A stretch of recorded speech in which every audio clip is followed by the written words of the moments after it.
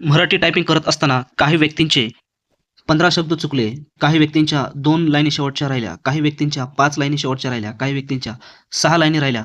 तर काही व्यक्तींचे असं म्हणणं आहे की 40-50 शब्दांच्या चुका झालेल्या आहेत. तर अशामध्ये आता जे पुढचं पाऊल आहे, पुढचा टप्पा आहे, तो म्हणजे आहे ज्या व्यक्तींची मराठी टायपिंग झालेली आहे, त्या व्यक्तीचा आहे इंग्रजी टप्पा. म्हणजे इंग्लिशची टायपिंग आता होणार आहे. तर आम्ही इंग्लिश या टायपिंगची तयारी करावी किंवा नाही, अशा प्रकारचा त्यांचा प्रश्न आहे. तर त्या व्यक्तींनी पहा, सुरुवातीला जर आपण विचार केला, तर जाहिरातीमध्ये काय म्हटलेलं आहे पहा, चाचणीमध्ये उमेदवाराला 300 शब्द मराठीचे टाइप करायचे आहे आणि त्याचे गुण असणार आहेत 20 गुण.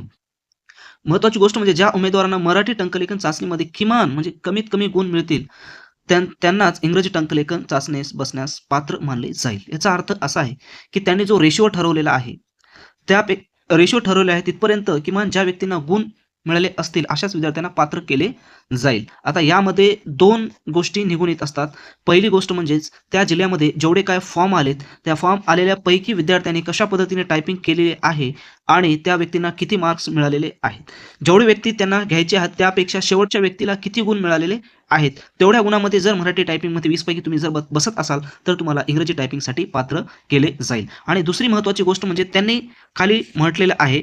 पहा त्यांनी काय म्हटलेलं आहे, की 35% किती टक्के? 35% तुम्हाला गुण मिळाले पाहिजे टायपिंगचे. म्हणजे 20 गुणाची मराठी टायपिंग आहे त्यापैकी 35% म्हणजेच 7 मार्क जर तुम्हाला मिळाले, तर असे व्यक्ती इंग्रजी टायपिंगसाठी पात्रच होतील अशातली गोष्ट सुद्धा नाही. पहिली गोष्ट क्लिअर करून घ्या. फक्त ही क्रायटेरिया आहे, की ज्या व्यक्तीला 7 मार्क मिळाले असे व्यक्ती पास झालेले आहेत. परंतु त्यामध्ये ज्या जिल्ह्यामध्ये जेवढे व्यक्तींनी एक्झाम दिलेली आहे आणि त्यामध्ये जर चांगल्या प्रकारचे मार्क मिळवले असतील, 7 वर कोणीही आलं नाही. 7 पेक्षा जास्त मार्क मिळवणारे भरपूर त्यांना जेवढे घ्यायचे आहेत, तेवढे व्यक्ती जर 7 पेक्षा जास्त गुण घेणारे त्यांना मिळाले, तर ज्या व्यक्तींना 7-7 मार्क आहेत अशा व्यक्तीला ते कशाला गृहीत धरतील किंवा अशा व्यक्तीला कशाला ते इंग्लिश टायपिंगसाठी बोलवतील, यांना बाद केले जाईल.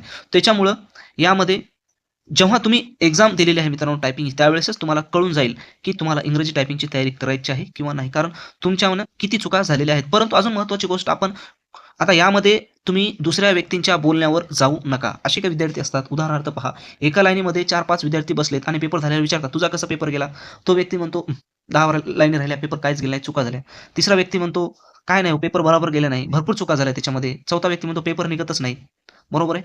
अशा व्यक्ती ह्यामध्ये म्हणजेच काही व्यक्ती खरं बोलतात, काही व्यक्ती खरं बोलत नाही, काय पण सांगून जातात. मग ह्या गोष्टीमुळं आपण सांगू शकत नाही, की कोणत्या व्यक्तीला किती मार्क मिळतील. हे जे काय आहे शेवटीच पहा. अच्छा मग शेवटी जेव्हा रिझल्ट लागतो मराठी टायपिंगचा त्यावेळेसच कळतो, की कोणत्या व्यक्तीला किती गुण मिळालेले आहेत. म्हणून जोपर्यंत रिझल्ट मित्रांनो लागत नाही तोपर्यंत मराठी टायपिंग कंटिन्यू ठेवा माझ्या मतानुसार. सगळ्यांनीच कंटिन्यू ठेवा. अशा व्यक्तींना देखील ज्या व्यक्तीला समजा पूर्ण अर्धा पॅसेज राहिलेला आहे. उदाहरणार्थ 30 लाईनी, 30 लाईनीपैकी 15 लाईनी आहेत. अशा व्यक्ती नाही गेले तरी चालते, काही हरकत नाही. किंवा अशा व्यक्ती भरमसाठ चुका झालेल्या आहेत किंवा मधातल्याच 1-2 ओळी राहिलेल्या आहेत, अजून पुन्हा राहिलेल्या आहेत. अशा व्यक्तीनं देखील नाही केलं तरी चालते. परंतु तुम्हाला असं वाटत आहे माझा पेपर निघते, तर जोपर्यंत रिझल्ट लागत नाही, तोपर्यंत तुमची इंग्रजी टायपिंग कंटिन्यू ठेवा आणि दुसऱ्या व्यक्तीच्या बोलण्यावर जाऊ नका, की त्या व्यक्तीचा पॅसेज कंप्लीट झालेला आहे किंवा त्या व्यक्तीचा पॅसेज कंप्लीट झाला नाही. या गोष्टी काही महत्त्वपूर्ण ठरत नाही. जोपर्यंत रिझल्ट लागत नाही तोपर्यंत. त्याच्यामुळं माझं असं मत आहे, की जेवढ्या व्यक्तीनं मराठी टायपिंगचा पेपर दिलेला आहे, त्या सर्वच व्यक्तीने इंग्रजी टायपिंगची तयारी सुरू ठेवावी. कारण इंग्रजी टायपिंग हे तुम्हाला महत्त्वपूर्ण ठरणार आहे आणि दुसरी महत्त्वाची गोष्ट प्लस पॉइंट अजून एक सांगतो तुम्हाला, की ज्या व्यक्तीला असं वाटते, की मला मराठी टायपिंगमध्ये कमी मार्क्स मिळतील आणि माझ्या चुका भरपूर झालेल्या आहेत, मी तर पात्र ठरतो.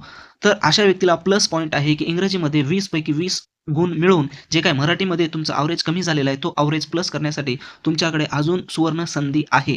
इंग्रजी टायपिंग ही एक महत्त्वाची सुवर्ण संधी आहे आणि त्यापेक्षा महत्त्वाची सुवर्ण संधी आहे तुमचं इंटरव्ह्यू. तर अजून तुमच्याकडे 40% मार्क्स तुमचे शिल्लक आहेत. आतापर्यंत फक्त 60%च मार्काचं व्हॅल्युएशन झालेलं आहे. त्यामध्ये थिअरी 40 मार्काची आणि मराठी टायपिंग 20 मार्काची 60% झालेलं आहे. अजून 40% तुमच्या हातामध्ये आहे. या 40% पैकी किती मार्क घ्यायचे हे तुमच्यावर डिपेंड्स करते. कारण ह्याला कव्हर करून सुद्धा तुम्ही पुढे जाऊ शकता आणि तुमचं सिलेक्शन करून घेऊ शकता. अशा पद्धतीने तुम्ही तुमची टायपिंगची तयारी इंग्लिशची कंटिन्यू ठेवा आणि ज्या व्यक्तींची अजून एक्झाम झालेली नाही, त्यांनी दोन्ही टायपिंगची तयारी कंटिन्यू ठेवा. सेम टाईम द्या दोन्हीला. इंग्रजीचे 2 पॅसेज मारत असतील तर मराठीचे सुद्धा आता तुम्ही 2 पॅसेज कव्हर करा.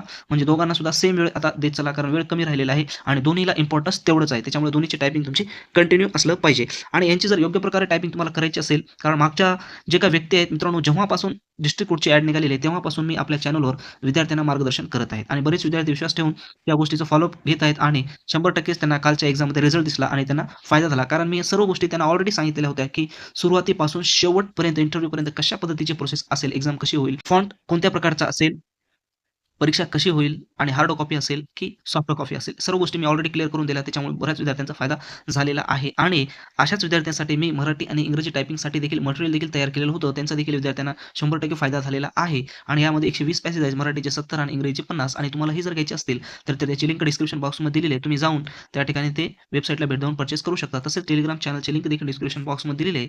तर त्या चॅनलला देखील सबस्क्राईब करा.